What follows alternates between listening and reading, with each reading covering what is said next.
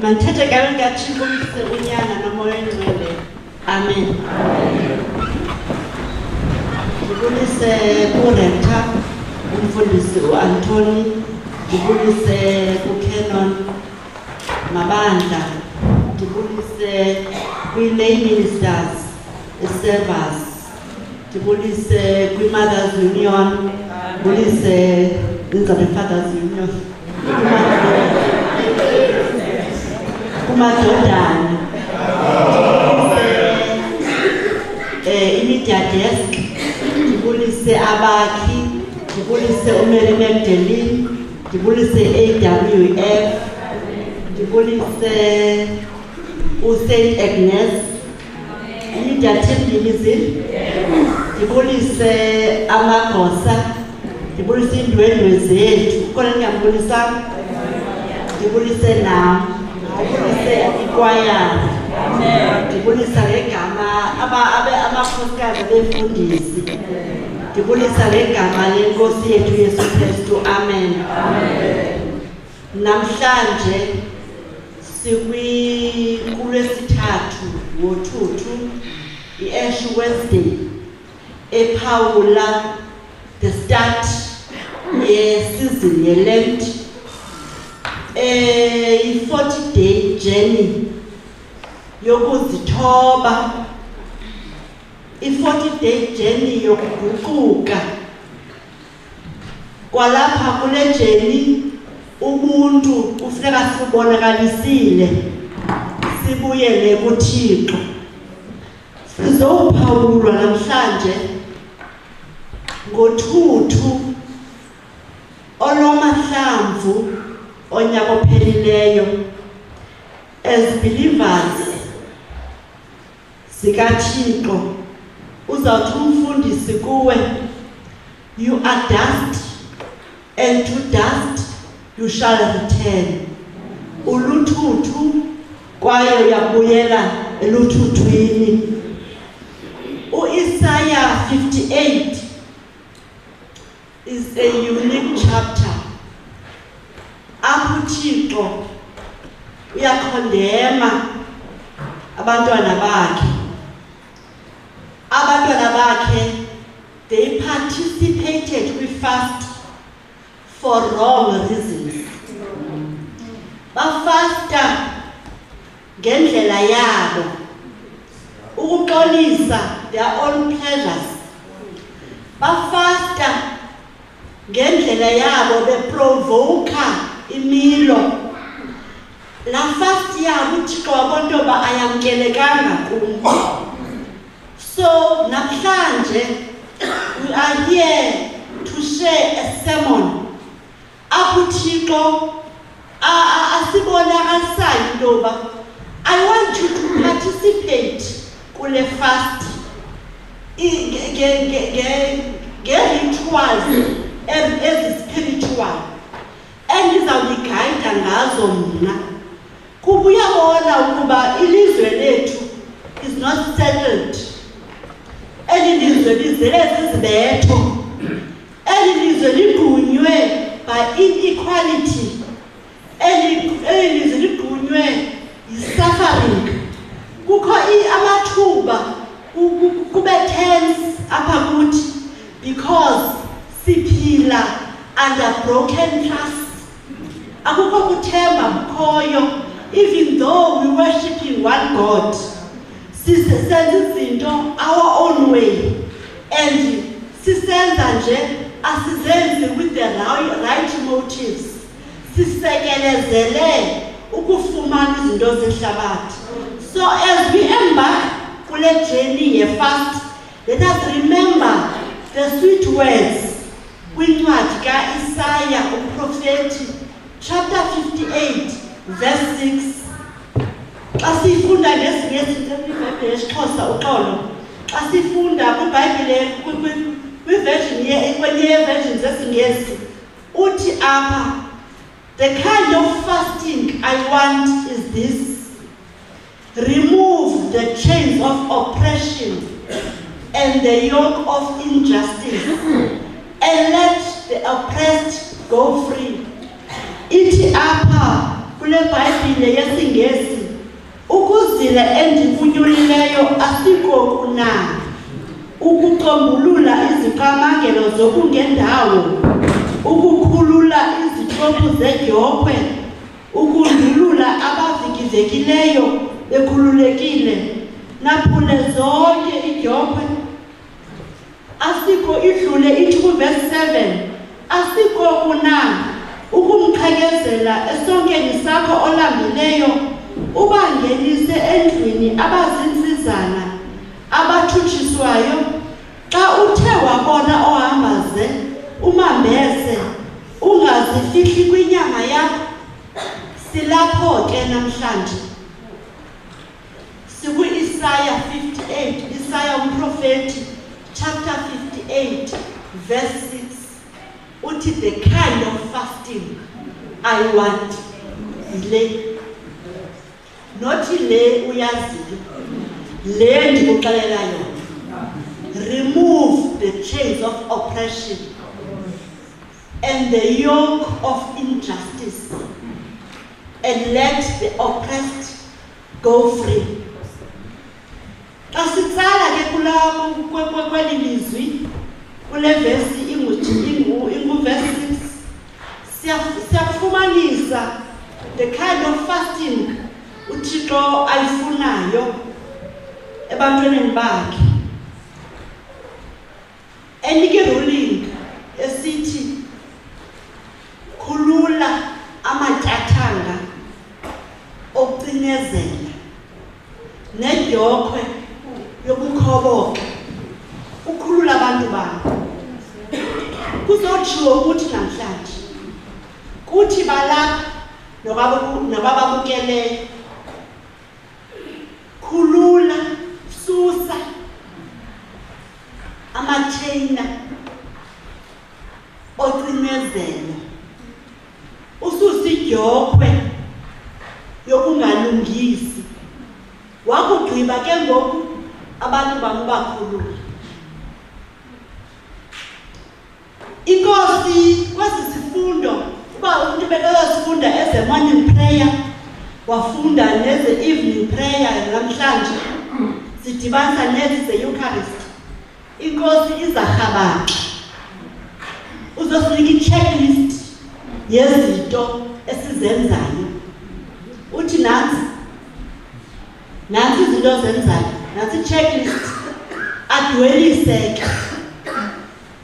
Because uyabona into yokuba ezi zinto sizenzayo afuna usponsor zona ebusweni bethu. Ezi zinto zine-drawback kwi-spiritual life sethu. And kuyabonakala ukuba we are wandering, and as acknowledge i-fasting minyaka neminyaka, because kaloku sithi sajonge ezi readings sizifunde ziphele nalamzuzu besizifunda. Asithathi noma into iyi-1 uthi I'm gonna journey with this kule fast yam, ukwenzela ndingabuyeli kuyo. Ndandingabothi ebantwini before ndibe minister, ndincokole ndithi uyazi ba ngoba uprof Prof Mthuze ethanda ukubonakala ngathi uyajoka xa eshumayela, ndithatha into eyi-1 ndihambe nayo, ndizixelele ukuba lena andiphindi ndibuye umva kuyo, ngoba xa zininzi mhlawumbi ziza kundoyisa. Nje into eyi-1 uyi-observe. So uThixo namhlanje uzosifundisa the proper fasting ayifunayo and nendlela yokuyi-observe. If siyajonga kwiGospel kaLuke chapter 4 verse 18, siyafumanisa phaa uYesu uyasixelela ukuba abakhulu abaxinizelekileyo nababophekileyo bakhululeka kanjani na. Uthi kuthi we are free of oppression thina sonke. Uyaveza phaya ukuba thina bantu kodwa si-free sinjalo, siyayiphushela kwabanye abantu, sifune bagcine babe oppressed abanye abantu and act ngendlela engazisi konwaba namthetho nguwo ebantwini. Ubone ukuba the services eziye ebantwini apha kwilizwe lethu sizele i-injustice. Ubone thina ngalomzuzu sinabantu mhlawumbi abasemakhayeni ethu, abantu abasincedisayo, kodwa indlela esibaphatha ngayo ayifani nendlela mhlawumbi kungena umalume wam phaya. Umalume wam mhlawumbi indlela aziphethe ngayo imbi ngaphezulu kwanalo mntu undinceda apha endlini, kodwa xa sifika umalume wam ndiza neplate emhlophe, kodwa xa ndisisa kulo mntu undinceda apha ekhaya ujonge mna ndimphathele iplate yeplastic. Uthi ke ngokuThixo remove the chains of oppression. Ubona into yoba ukuba mna ndiphethe igildi ethile, ukuba bakhona bayankonkoza ndizawubacinezela. Uthi ke ngokuThixo remove the yoke of injustice and khulula abantu babo. So uthi uThixo ukuthi namhlanje fast correctly and do not fast to impress abanye abantu, because loo nto izakwenza into yokuba ube chaotic, uhlale uphila i-brutality, ube violent, and ubone ke ngoku into yokuba ne-intern neyisemsebenzini wakho uyaqiniseka into uyayithotsharisha.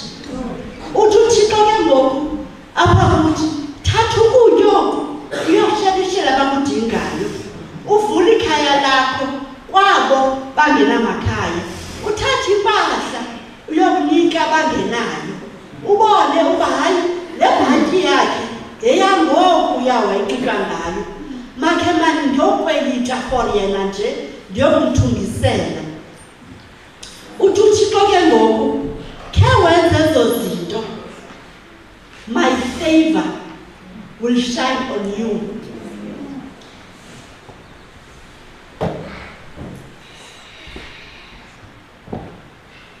Uthi izawushayina ngathi lilanga liphume ekuseni. Uthi khe wenza loo nto zawususa ubumnyama kuwe, ukukhanya kuthi xhaxha. And ndizawuthi wakwenza loo nto uthi xa uthandaza ndikuphendule, xa ubiza kum I will definitely respond. Iphaa Isaiah chapter 58 verse 8 to 10 loo nto. Athi uYoweli lo wanamhlanje chapter 2 verse 12, xazulani iintliziyo zenu, ingabi izigqubo zenu, nibuyele kuThixo wenu. So uThixo namhlanje ufuna sithi undo i-oppression and injustice. Ufuna uThixo singathi turn a blind eye kusonakala, sivuye kusenzeka okungendawo. Ukuba uzazi ukuba yintoni enjenzayo yokucinezela umntu, yeyiphi le dyokwe ndiyibekileyo emntwaneni womntu, kukanyedolo ubuze phaa kuba uthosezulwini.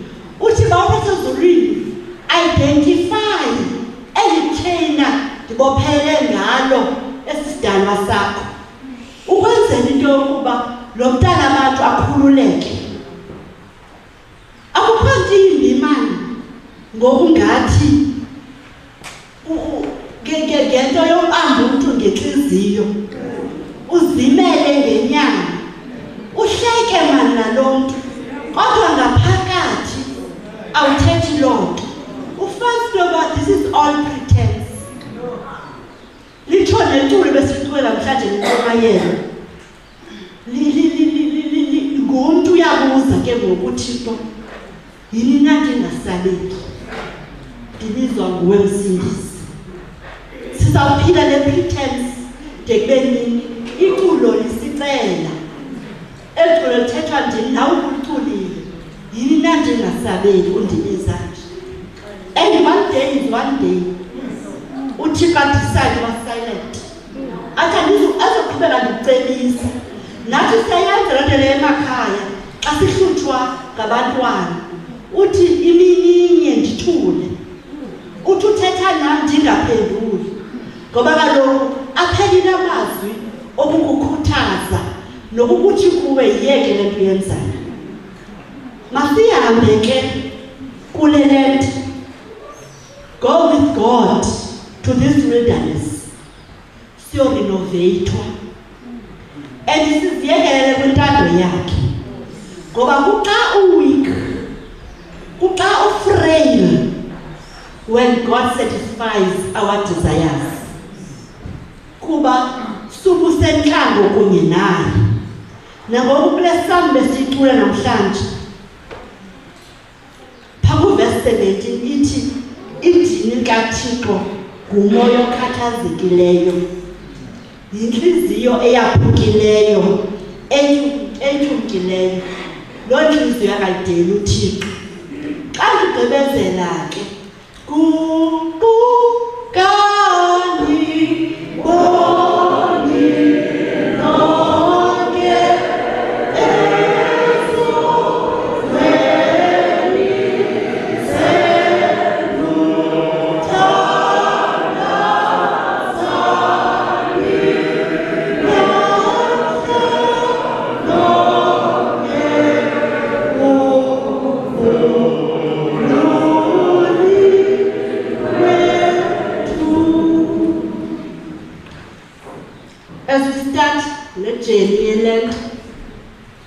masigqale lokhu uThixo uba wethu sezulwini ufuna ukuba sifaste his own way. Sihambe siye kwezi areas of oppression and injustice in our lives. Sivume ukuba uThixo siguqule asithi undo kuthi ukwenze basizoba instruments of peace and justice. Masihlangane sonke ke ngomthandazo, umthandazo ozaba ne-action, ithi makaziyo action and outreach and action kanye action and outreach. So lo mthandazo mawube ne-action, ingabi umthandazo phela ngaphakathi. Noba ngubani oza kugxeka ngoku athi uske watshintsha wathi wokumbi vele odela ndikwicawa yokuqala wathi umkhanente ndinephaya ndizodlala imali, wathi loo nto uske watshintsha ngoba kaloku ndifumene into endiyifumeneyo. Ungaphindisi mani, makathi xa zama ukugalela amanzi kuba kaloku wena utheni uvumile ukuba uThixo akutshintshe. Ayithi undo the oppression and injustice ilapha ngaphakathi, uske wavuma wena to be an instrument of peace and justice. So masidibane ke sonke sihlangane ngomthandazo, sihlakaze konke ukwenzela ukuba sibreake this chain of oppression and injustice. In the name of God, Father, Son, and the Holy Spirit. Amen. Amen.